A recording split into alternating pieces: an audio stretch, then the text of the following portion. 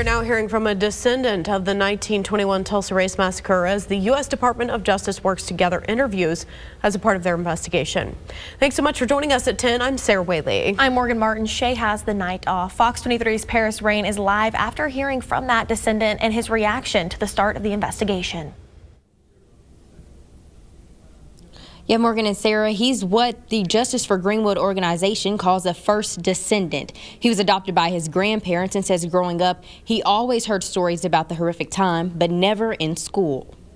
I've been here all my life, and the only time I ever heard about this until this went on was from my grandfather. It was never mentioned, it was never in the books, nothing, anything, you know, it was like it never happened. Michael Eugene and his wife are both descendants of those who were in the 1921 Tulsa Race Massacre. I didn't think anything was ever going to come of it in my lifetime. I'm 71 years old, I didn't think anything was going to come of it, but it would be nice if the world knew what happened. That's why I told what I knew of my grandfather's story. Thursday evening, Justice for Greenwood held a news conference to talk about the first steps in the U.S. Department of Justice's investigation.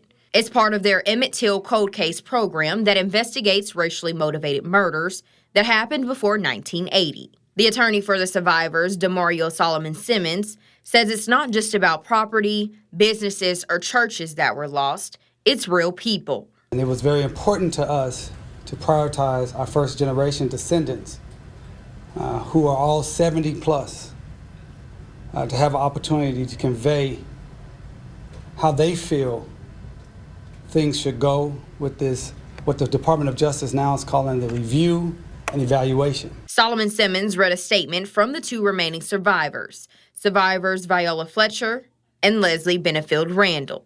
It said in part, "As the only living survivors of the Tulsa Race Massacre, we escaped the white mob that murdered our neighbors and reduced us to refugees, only to hear time and time again from Oklahoma's judicial system that there will never be a recourse for people like us." But history was made this week when the United States Justice Department came to Greenwood to hear our testimony, gather evidence, and officially survey the crime scene that has haunted us for over 100 years. Everyone wants a full investigation. Everyone wants actual accountability for the massacre. They want those who perpetrated this harm that started in 1921 and continues to today to be held accountable. That was a uniform sentiment of each and every individual. He says they will work to continue to keep everyone updated and informed on the efforts and partnership with the Department of Justice as they continue to complete the report by the end of the year. Live in the newsroom covering news that matters, I'm Paris Rain, Fox 23 News. Now, they ask if you have any of those items like a diary or pictures or even stories that were told to you growing up. Reach out to them through email at doj@justiceforgreenwood.org.